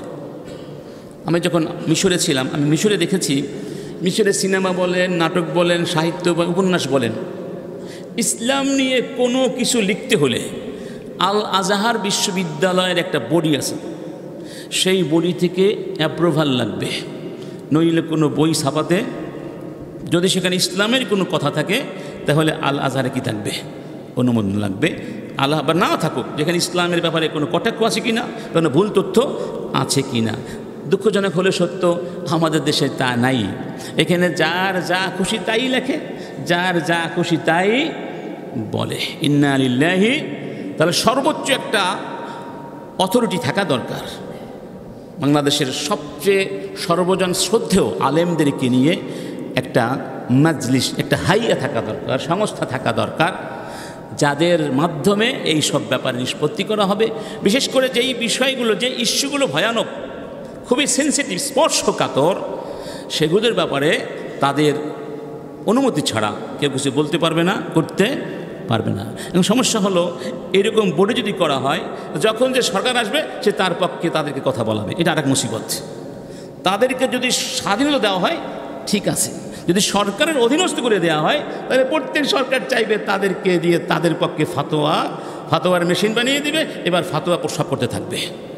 এটাও একটা বড় মুসিবত আমাদের দেশের জন্য, ঠিক না বে ঠিক? ইন্না লিল্লাহি ওয়া ইন্না ইলাইহি। এবার একটি ভয়ানক ব্যাপারে আপনার দৃষ্টি আকর্ষণ করব। শাস্তির কথা কেন বললাম? আপনারা অবশ্যই অবগত আছেন যে বাংলাদেশে পুলিশ প্রশাসনে কর্মরত একজন উচ্চ পদস্থ কর্মচারী, যার নাম মাসরুফ, তার বাবার নাম কুসুমা মুশাররফ, যাকে বন খেকো নাম দেয়া হয়েছে এবং যিনি দুর্নীতির জন্য ইতিমধ্যে আলোচিত হয়েছেন। যাই হোক, এই পুলিশ অফিসার বিভিন্ন সময়ে আমাদের নবীজিকে নিয়ে ভয়ানক অবমাননাকর মন্তব্য করেছে ফেসবুকে, ব্লগিংয়ে। আমি তার কিছু নমুনা বলছি শুধু আপনাদের জানার জন্যে, যদিও এই কথা বলতে আমাদের কষ্ট হয়। আমার সমস্যা হলো, তার কথার মর্ম হলো, মহানবীকে সর্বকালের সেরা আদর্শ হিসাবে মেনে নিতে, মানে আমি তাকে মেনে নিতে পারছি না সর্বকালের শ্রেষ্ঠ আদর্শ হিসাবে, এটা আমার সমস্যা। কেন? তার অনেকগুলো কারণ আছে। একটি কারণ হলো এটা যে তিনি 9 বছরের বালিকাকে নিয়ে বাসরের ঘরে ঢুকেছেন, মানে বুঝিয়েছেন আমাদের মা আম্মাজান আয়েশা রাদিয়াল্লাহু আনহা, তার বয়স ছিল কত? 9 বছর, যখন রাসূল করিম তাকে তার ঘরে নিয়েছিলেন। যা এই যুগে কোনো মহাপুরুষ করলেও তাকে পেডোফাইল বলে গালি দিতে আমি এক বিন্দু পিছপা হব না, এমন একটা শব্দ ব্যবহার করেছে যেটা কাফেররাও কোনোদিন ব্যবহার করে নাই। মক্কার কাফেররা রাসূলকে অনেক গালি দিয়েছে ইসলামের কারণে, কিন্তু এই ব্যাপারে রাসূলের চরিত্রে কোনোদিন আঘাত করতে পারে নাই। পেডোফাইল মানে হলো a person who has a sexual interest in children. বুঝতে না কত বড় কথা? সে এখনও বহাল তবিয়াতে পুলিশ প্রশাসনে আছে, অথচ একজন পুলিশ এই কয়েকদিন আগে মনে আছে একজন মহিলাকে তার কপালে তিল পরার ব্যাপারে হয়তো কিছু বলেছিলেন অথবা বলেন নাই, তাকে মিথ্যা অপবাদ দিয়ে চাকরি থেকে বরখাস্ত করা হয়েছে। তো যেই পুলিশ জনগণের টাকায় বেতন খায়, জনগণের টাকায় সুযোগ সুবিধা পায়, জনগণের সংখ্যাগরিষ্ঠ মুসলমানদের ইমানে আঘাত করে, সে এদেশের প্রশাসনে থাকতে পারে না। আমরা অনতিবিলম্বে তাকে অপসারণ করার দাবি করছি। তাকে চাকরিচ্যুত করতে হবে। শুধু চাকরিচ্যুত করলে হবে না, হয় সে সবার সামনে প্রকাশ্যে ক্ষমা চাইবে এবং তাওবা করবে, অন্যথায় তাকে চূড়ান্ত শাস্তি দিতে। এক্ষেত্রে দুটো কথা বলবো। একটা যে বিষয় উত্থাপন করেছে যে রাসূল একটা নাবালেগ মেয়েকে বিয়ে করেছে, ছোট্ট মেয়েকে বিয়ে করেছেন, এটা তার কাছে সমস্যা মনে হয়েছে। আচ্ছা, আমাদের জাতির পিতার নাম কি বাংলাদেশের? বঙ্গবন্ধু শেখ মুজিবুর রহমান। তিনি কত বছরের মেয়েকে বিয়ে করেছিলেন বলুন? তিনি যখন প্রথম বিয়ে করেন তার স্ত্রীর বয়স ছিল 3 বছর। 9 বছর পরে ফুল সজ্জা করেছেন, তখন স্ত্রীর বয়স ছিল 12 বছর আর তার বয়স ছিল 22 বছর। তো বাংলাদেশে 12 বছরও তো শিশু, 12 বছরও কি, কারণ এখানে 18 বছরের কম হলে সবাই কি, এ কথাও সে বলেছে, এটা নাকি আইনত দণ্ডনীয় অপরাধ। আল্লাহর আইনে যে বিবাহ বৈধ, সেই বিয়েকে তোমরা অপরাধ বানিয়েছ। 18 বছর বয়সে কি ছেলেরা বালেগ হয় না আগে বালেগ হয়ে যায়? যে কারণে এখন সমাজে ব্যভিচার বেড়ে গেছে। সরকারের উচিত, এই নারীবাদীরা সরকারকে প্রেসার দিয়ে 18 বছর বয়স নির্ধারণ করতে বাধ্য করেছে। কারণ আমরা ওলামায়ে কেরাম, আমরা মুসলমানরা প্রেসার সৃষ্টি করতে পারি নাই। এই জন্য মুসলমানের দাবি হলো, করণীয় হলো, সরকারকে প্রেসার দিতে হবে, এই 18 বছরের বয়স সীমা কমাতে হবে। জেনুইন বয়স, যে বছরে বালেগ হয়ে যায় সে বয়সে দিতে হবে, নইলে কিন্তু জেনা ব্যভিচার বাড়তেই থাকবে। তো এটাও তো তোমরা যে আল্লাহর বিধানকে উল্টে দিয়ে বিধান করেছো, এটাও আল্লাহর আইনে দণ্ডনীয় অপরাধ, ঠিক না বে ঠিক? আচ্ছা, ওরা যাদেরকে আইডল মনে করে, এমন কিছু আইডলের কথা বলি, আরও বলি। ঈশ্বরচন্দ্র বিদ্যাসাগর, তিনি বিয়ে করেছিলেন, তখন তার বয়স ছিল 14 বছর, তার স্ত্রীর বয়স ছিল মাত্র 8 বছর। তাদের কলিজার টুকরা, নয়নের মণি, মাথার মুকুট রবীন্দ্রনাথ ঠাকুর, তিনি বিয়ে করেছেন 22 বছর বয়সে, তার স্ত্রীর বয়স ছিল মাত্র 11 বছর। বঙ্কিমচন্দ্র বিয়ে করেছিলেন 11 বছরে, স্ত্রীর বয়স ছিল 5 বছর। দেবেন্দ্রনাথ ঠাকুর বিয়ে করেছেন 14 বছরে, স্ত্রীর বয়স ছিল 6 বছর। শিবনাথ শাস্ত্রী বিয়ে করেছিলেন 13 বছর বয়সে, স্ত্রীর বয়স ছিল 10 বছর। রাজে নারায়ণ বিয়ে করেছিলেন বসু 17 বছরে, স্ত্রীর বয়স ছিল 11 বছর। তারপর যতীন্দ্রনাথ ঠাকুর বিয়ে করেছেন 19 বছরে, স্ত্রীর বয়স ছিল মাত্র 8 বছর। সত্যেন্দ্রনাথ দত্ত বা ঠাকুর, তিনি বিয়ে করেছেন 17 বছর, স্ত্রীর বয়স ছিল 7 বছর। বলুন, এরপরে আপনাদের মনে আছে লীনা মেদিনা নামে 5 বছর 7 মাসের এক তরুণী বা বালিকা, কিশোরী সন্তান প্রসব করে বিশ্ব রেকর্ড গড়েছিলেন। এবং এই তরুণী মা হওয়ার যে রেকর্ড গড়েছেন, তাকে সর্বকনিষ্ঠা মা হিসাবে আখ্যা দিয়ে এটি নিয়ে বন্দনা করা হয়। আর আমাদের নবী 9 বছরের মেয়েকে তার ঘরে তুলেছেন, সেটি নিয়ে তারা সমালোচনা করে। কিন্তু এদের কোনো সমালোচনা তারা, রবীন্দ্রনাথ নিজে বাল্য বিয়ের বিরুদ্ধে কথা বলেছেন, কিন্তু তিনি নিজে বাল্য বিয়ে করেছেন, নিজের 2টো মেয়েকে বালেগা হওয়ার আগে বিয়ে দিয়েছেন। নবী আর কবি এক জিনিস হয় না। দ্বিতীয় কিং রিচার্ড 30 বছর বয়সে ফরাসি রাজকুমারী ইসাবেলাকে বিয়ে করেছিলেন। পর্তুগালের রাজা ডেনিশ 12 বছর বয়সী সেন্ট এলিজাবেথকে বিবাহ করেছিলেন। নরওয়ের 6ষ্ঠ রাজা হাকন 10 বছরের রানী মার্গারেটকে বিয়ে করেছিলেন। তাহলে বাল্য বিয়ে এটি নতুন কিছু নয়, এটা জাহিলি যুগে এটা খুব স্বাভাবিক ছিল, বরং এটা আমাদের সমাজেও খুবই স্বাভাবিক ছিল। আপনাদের বাপ দাদারা কত বছরে বিয়ে করেছেন খোঁজ নিলে দেখবেন, আপনাদের দাদারা কত বছরে বিয়ে করেছেন খোঁজ নিলে দেখবেন। এদেশেও বাল্য বিবাহটা কোনো দোষের কিছুই। তদুপরি এখানে কতগুলো জাস্টিফিকেশন বলবো। এক নম্বর কথা, আল্লাহ তার নবীকে বানিয়েছেন উসওয়া, বিশ্ব মানবতার আদর্শ। আল্লাহ নির্দেশ ছাড়া রাসূল কিছু করেন। রাসূলের চরিত্রের মধ্যে কলঙ্ক লেপন করার কোনো এতটুকু জায়গা আল্লাহ রাখেন নাই। যারা কলঙ্ক লেপন করবে আল্লাহ পাক তাদের ব্যাপারে বলেছেন ইন্নাকা ফাইনাকাল মুস্তাহজিইন, হে রাসূল তুমি চিন্তা করো না, আমি তোমার পক্ষ থেকে তোমাকে নিয়ে যারা ব্যঙ্গ করছে আমি তোমার পক্ষ থেকে তাদের শাস্তির ব্যবস্থা আমি করব। তোমার জন্য আমি যথেষ্ট, দুনিয়ার কেউ তোমার পক্ষে কথা না বললেও সমস্যা না, আমি আল্লাহ আছি। ইন্নাকা ফাইনাকাল মুস্তাহজিইন। অন্য আয়াতে বলা হয়েছে ওয়াল্লাযীনা ইউযুনা রাসূলাল্লাহ লাহুম আযাবুন আলীম, যারা রাসূলকে কষ্ট দেয় তাদের জন্য কঠিন শাস্তি আমি রেখেছি। ওমা কানা লাকুম আন তুযু রাসূলাল্লাহ, নবীকে কষ্ট দেওয়ার কোনো অধিকার তোমাদের নাই। অন্য আয়াতে বলা হয়েছে ইন্নাল্লাযীনা ইউযুনাল্লাহা ওয়া রাসূলাহু, যারা কষ্ট দেয় আল্লাহকে এবং রাসূলকে, লাআনাহুমুল্লাহ ফিদ দুনিয়া ওয়াল আখিরা, আল্লাহ দুনিয়ায় পরকালে তাদেরকে লাআনাত করেছেন। ওয়া আ'আদ্দা লাহুম আযাবাম মুহিনা, এবং লাঞ্ছনাদায়ক শাস্তি তাদের জন্য তিনি প্রস্তুত করে রেখেছেন। যেই নবীর সম্মান এত বেশি আল্লাহ দিয়েছেন যে সাহাবাদেরকে বলা হয়েছিল লা তারফাউ আসওয়াতাকুম ফাওকা সাউতিন নবী ওয়া লা তাজহারু লাহু কাজহারি বা'দিকুম লিবা'দ আন তাহবাতা আমালুকুম ওয়া আনতুম লা তাশউরুন, খবরদার আমার নবীর সামনে জোরে কথা বলবে না, এবং তোমরা পরস্পরকে যেভাবে ডাকো বা কথা বলো পরস্পরের সাথে সেভাবে আমার নবীর সাথে কথা বলবে না, তাহলে তোমাদের অজান্তেই তোমাদের সমস্ত আমল বরবাদ হয়ে যাবে, বুঝতেও পারবে না। উমারের মতো ব্যক্তি কথা বলতে গেলে এত আস্তে কথা বলতেন আদব রক্ষার্থে। রাসূল আবার জিজ্ঞেস করতেন উমার কি বললে? সেই নবীর শানে বেয়াদবি করো, কোন অধিকারে করো? চিন্তা করেছেন? এই বিষয় নিয়ে লেখালেখি হচ্ছে, আর এই লোকটা আবার লিখেছে আমি মুসলমান, আমাকে নিয়ে ফেসবুকে গুজব ছড়ানো হচ্ছে, আমার পরিবার এটা করা হচ্ছে সেটা করা হচ্ছে, তোমার এই লেখাগুলো যে তোমার, এ ব্যাপারে কোনো কথা সে বলে নাই। যেগুলো আমি লিখেছিলাম আমি উদ্ধৃত করলাম, আমি তাওবা করলাম, কোনো তথ্য কোনো বিবৃতি তার এখনও আসে নাই।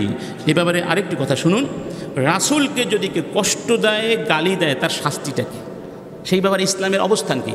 অবস্থান হলো সমস্ত আলেম একমত, যে ব্যক্তি রাসূলকে নিয়ে ব্যঙ্গ করবে, গালি দিবে, কষ্ট দিবে, সেই ব্যক্তি মুসলিম হলে কাফের হয়ে যাবে, মুরতাদ হবে, ওয়াজাবা কাতলুহ, তাকে হত্যা করা ফরজ। তাকে হত্যা করা কি? এটা সমস্ত আলেমের মত, ইজমা হয়েছে। এই ইজমা ইমাম ইসহাক বিন রাহওয়াই, ইবনুল মুনযির, কাদি আয়াদ এবং খাত্তাবী সহ অনেক আলেম ইজমা উল্লেখ করেছেন। রব্বুল আলামিন বলছেন ওয়ালা ইন সাআলতাহুম লা ইয়াকুলুন্না ইন্নামা কুন্না নাখুদু ওয়া নালআব কুল বিল্লাহি ওয়া আয়াতিহি ওয়া রাসূলিহি কুনতুম তাস্তাহজিউন লা তা'তাযিরু ক্বাদ কাফারতুম বা'দা ঈমানিকুম। যদি জিজ্ঞেস করো ওদেরকে, ওরা বলবে আমরা একটু দুষ্টামি করছিলাম, আর কি, আসলে আমরা সিরিয়াসলি কিছু করছিলাম না, দুষ্টামি করছিলাম। বলে দাও তোমরা অ্যাপোলজি করো না, তোমাদের কোনো এক্সকিউজ গ্রহণ করা হবে না। তোমরা আল্লাহকে নিয়ে রাসূলকে নিয়ে আল্লাহর আয়াত নিয়ে ব্যঙ্গ করেছ, তোমরা ঈমান আনার পরে আবার কুফরি করেছ, তাহলে কি বোঝা গেল? সে কাফের হয়ে যাবে। হাদিসের মধ্যে এসেছে ইন্না ইয়াহুদিয়াতান কানাত তাশতুমুন নবী সাল্লাল্লাহু আলাইহি ওয়াসাল্লাম ওয়া তাকাউ ফিহি, একজন ইহুদি মহিলা অমুসলিম রাসূলকে নিয়ে গালি দিত, ব্যঙ্গ করত, গালি দিত। ফাখানাকাহা রাজুলুন, একজন ব্যক্তি ওই মহিলাকে মেরে ফেলেছিলেন, গলা টিপে ধরে হত্যা করেছিলেন। হাত্তা মাতাত, মহিলা মরে গেল। ফাআবতালা রাসূলুল্লাহি দামাহা, রাসূল ওই ব্যক্তির দমকে, ওই মহিলার দাম বা রক্তকে হালাল করে দিয়েছিলেন, মানে তার কোনো শাস্তি নেই, যে মেরেছে তার কোনো শাস্তি হয় নাই, ওই মহিলার রক্তকে হালাল করে দেওয়া হয়েছিল। এবার প্রশ্ন হলো, যদি এই ব্যক্তি তাওবা করে, তাওবা গ্রহণযোগ্য হবে কিনা? যে ব্যক্তি রাসূলকে নিয়ে ব্যঙ্গ করলো তার তাওবা কবুল হবে কিনা, এই ব্যাপারে দুটো মত। কয়টা মত? মোটা দাগে এক নম্বর, তার তাওবা কবুল হবে না। তবে সব আলেম একমত, যদি সে খালেজ তাওবা করে, তাওবা পরকালে কাজে লাগবে, পরকালে আল্লাহ তাকে মাফ করে দিবেন, কিন্তু দুনিয়ায় তার তাওবা কবুল হবে না। কেন হবে না? যেই অপরাধের সাথে দুটো হক যুক্ত হয় সেই অপরাধে তাওবা কবুল গ্রহণযোগ্য হয় না, তার শাস্তি রহিত হয় না। যেমন ধরুন চোর, যদি কোনো ব্যক্তি চুরি করে ধরা পড়ে এবং তার অপরাধ সাব্যস্ত হয় আর সে বলে আমি তাওবা করলাম, আমি জীবনে আর চুরি করব না, তাহলে কি হাত কাটা বন্ধ হবে? হাত কেটে দেওয়া হবে। তাওবা করলে আল্লাহ তাকে মাফ করবেন, এটা পরকালের ব্যাপার। দুনিয়ার আইনে তার হাত কেটে দেওয়া হবে। এখন বলতে পারেন রাসূল তো অনেককে মাফ করে দিয়েছিলেন। হ্যাঁ, রাসূল মাফও করেছিলেন, আবার অনেককে মাফ করেন নাই। যেমন ধরুন রাসূল কাব বিন আশরাফকে হত্যা করার নির্দেশ দিয়েছিলেন। রাসূল মক্কা বিজয়ের দিন ইবনে খাতাল এবং তার 2 জন দাসী যারা রাসূলকে নিয়ে ব্যঙ্গ করে গান গাইতো তাদেরকে হত্যা নির্দেশ দিয়েছিলেন। এভাবে আরও বেশ কিছু লোককে রাসূল নির্দেশ দিয়েছিলেন। ইমাম মালিককে ওই সময়কার বাদশাহ খলিফা হারুনুর রশিদ জিজ্ঞেস করেছিলেন যে যদি কেউ রাসূলকে নিয়ে ব্যঙ্গ করে সেই ব্যাপারে ইসলামের বিধান কি। ইরাকের কোনো ফকি বলেছেন তাকে ব্যত্রাঘাত করা হবে, চাবুক মারা হবে। তখন ইমাম মালিক খুব রাগ করে বলেছিলেন, আমিরুল মুমিনিন মা বাকাউল উম্মাহ বাদা শাতমি নাবিয়িহা, নবীকে গালি দেওয়ার পরে কি উম্মতের অস্তিত্ব থাকে? মান শাতামাল আম্বিয়া কুতিল, যারা নবীদেরকে গালি দেবে তাদেরকে হত্যা করে দেওয়া হবে। ওমান শাতামা আসহাবান নবী জুলিদ, আর যারা নবীর সাহাবীদের গালি দেবে তাদেরকে ব্যত্রাঘাত করা হবে। সুবহানাল্লাহ। তাহলে এটা হচ্ছে আমার অভিমত, কারণ এই বেয়াদবদের ক্ষমা করার কোনো সুযোগ নাই। হ্যাঁ, রাসূল বেঁচে থাকলে হয়তো ক্ষমা করে দিতেন, কিন্তু বেঁচে নাই, তাহলে এটা এখন অসম্ভব হয়ে গেছে। এটা আমরা জানি না তিনি ক্ষমা করতেন না, অতএব তার ক্ষমার কোনো সুযোগ নাই। এটা হলো একটা বলিষ্ঠ মত। তারপরে আরেকটা মত আছে, তাওবা কবুল করা হবে। আমরা হয় সেটাও গ্রহণ করতে পারেন, কিন্তু তাওবা তো তাকে করতেই হবে। আমার বন্ধুগণ, যাই হোক, আমরা সরকারের কাছে এই বেয়াদবের কি শাস্তি দাবি করছি এবং আমরা স্পষ্ট ভাষায় বলে দিচ্ছি, তোমার কাছে সমস্যা থাকলেও আমাদের কাছে কোনো সমস্যা নাই। যে কথা বলতে চেয়েছিলাম সংক্ষেপে একটু কষ্ট দিব, আপনাদেরও মনে প্রশ্ন আসতে পারে 9 বছরের মেয়েকে কেন বিয়ে করলেন। আচ্ছা, ইমাম তিরমিজি উল্লেখ করেছেন যে মা আয়েশা বলছেন যে ওই সময়ে 9 বছরে একটা মেয়ে পূর্ণাঙ্গ সাবালিকা হয়ে যেত। সেখানে আবহাওয়া ছিল প্রচণ্ড গরম, বাংলাদেশের আবহাওয়া আর ওই সব দেশের আবহাওয়া কি একরকম? আবহাওয়ার কারণে শারীরিক বর্ধনের মধ্যে কি তারতম্য ঘটতে পারে। তো ওই সময়কার যে আবহাওয়াটা ছিল, ওই আবহাওয়ায় 9 বছরে একটা মেয়ে কী হয়ে যেত, পরিপূর্ণভাবে সে পূর্ণবয়স্কা বলে গণ্য হতো। অতএব সে তখন তাকে আর বালিকা বলে এই অপবাদ দেওয়ার সুযোগ নাই। তদুপরি রাসূলের কাছে বিয়ে দেওয়ার আগে হাদিসে রেওয়ায়েতে পাওয়া যায় জুবাইর বিন মুতআম নামে এক ব্যক্তির সঙ্গে তার বিয়ের আলোচনা হয়েছিল, তবে সেই ব্যক্তি ইসলাম গ্রহণ করেননি বলে তার কাছে বিয়ে দেয়া হয় নাই। 3 নম্বর, এটা আল্লাহর নির্দেশ ছিল, সেটিও হাদিসে পাওয়া যায়। রাসূল তার স্বপ্নের কথা হাদিসে বলে দিয়েছেন। তদুপরি এটা হলো সবচেয়ে বড় কারণ, রাসূলের মৃত্যুর পরে আমাদের মা আম্মাজান আয়েশা 50 বছর বেঁচে ছিলেন। কত বছর? রাসূল কি শুধু পুরুষের নবী না নারীদেরও নবী? আচ্ছা, রাসূল তো আমাদের পূর্ণাঙ্গ আদর্শ, ঠিক না? আমাদের দাম্পত্য জীবন কি আমাদের জীবনের বাহিরে? দাম্পত্য জীবনের খুঁটি নাটি স্বামী স্ত্রীর মধ্যকার সম্পর্কের কত হাজার হাজার মাসা বিষয় আছে। এই বিষয়গুলো যদি আমরা না জানতে পারতাম তাহলে কি আমরা পূর্ণাঙ্গ মুসলিম হতে পারতাম? আর এই বিষয়গুলো সবচেয়ে সুন্দর করে আমাদের কাছে আমাদের মায়েরা উপস্থাপন করেছেন। তাদের মধ্যে সবচেয়ে বিচক্ষণ ছিলেন, সবচেয়ে বুদ্ধিমতী ছিলেন, সবচেয়ে জ্ঞানী ছিলেন, সবচেয়ে ইসলামিক বড় স্কলার ছিলেন, সবচেয়ে বড় ইসলামিক জুরিস্ট ছিলেন কে? আয়েশা রাদিয়াল্লাহু। তিনি একাধারে কবি ছিলেন, সাহিত্যিক ছিলেন, ফকি ছিলেন, ইতিহাসবেত্তা ছিলেন, বহু গুণে তিনি গুণান্বিত ছিলেন। তার কাছাকাছিও কেউ ছিল না। সুবহানাল্লাহ। কারণ তার বয়স কম ছিল, মেধা ছিল, যোগ্যতা ছিল। তিনি রসুলের মৃত্যুর পরে 50 বছর ধরে ইসলামের জ্ঞান এর প্রদীপ জ্বালিয়ে গেছেন। সাহাবায়ে কেরাম বিপদে পড়েছেন, চলে গেছেন কার কাছে? মা আয়েশার কাছে। এই ব্যাপারে কি হতে পারে তিনি একটা হাদিস বলে দিতেন, সমাধান দিয়ে দিতেন। দেখুন, এই আমাদের মায়ের কাছ থেকে মুসনাদে আহমদের মধ্যে 2433টি হাদিস বর্ণিত হয়েছে, বুখারীতে 741টি হাদিস বর্ণিত হয়েছে, মুসলিমে 503টি হাদিস বর্ণিত হয়েছে এবং বলা হয় ইসলামের 1/3 এলেম তার কাছ থেকে আমরা পেয়েছি। তার মানে আমাদের মা আয়েশা না থাকলে ইসলামটা অপূর্ণ হয়ে যেত। আমরা ইসলাম পেতাম। এই যে কল্যাণ আল্লাহ পাক দান করলেন কার মাধ্যমে? আমাদের মায়ের মাধ্যমে। এটা কি ইসলামের জন্য আপনার জন্য কল্যাণ না বা কল্যাণ? এই বিষয়গুলো তো নাস্তিকগুলো চিন্তা করে না। এই নাস্তিকগুলোর মাথার মধ্যে গোবর, মাথার মধ্যে কি গোবর ঢুকেছে, তাও ভালো গোবর না, গোবর তো জৈব সার, ভালো গোবর নষ্ট গোবর, পচা গোবর। আল্লাহ পাক তাকে বোঝার তৌফিক। এখন কি মা আয়েশার ব্যাপারে কোনো আপত্তি আছে আপনাদের? আলহামদুলিল্লাহ। আচ্ছা, মা আয়েশা কোনোদিন বলেছেন যে রসুল আমাকে অত্যাচার করেছেন, আমাকে কষ্ট দিয়েছেন, কেন আপনি আমাকে বিয়ে করলেন? কোনোদিন বলেছেন? তিনি তো কোনোদিন আপনার কাছে নালিশ করেন নাই। সুবহানাল্লাহ বলবেন না? যদি ইসলাম এই বাল্য বিয়েকে বৈধ না করত, তাহলে নাস্তিকরাই বলতো আরে বিয়ে করা তো আমার অধিকার, আমি বালিকে বিয়ে করব নাকি বুড়ি, আমার ব্যাপার, ইসলাম আমার স্বাধীনতা হরণ করেছে। ঠিক না? এখন কোরআন নাজিল হয়েছে আরবি ভাষায়, ওরা বলে কোরআন কেন আরবিতে নাজিল হলো, বাংলায় কেন হলো না? বাংলায় হলে বলতো আরবিতে কেন হলো না? আসলে ওদের সমস্যা ভেতরে, ওরা সত্যকে মেনে নিতে চায় না।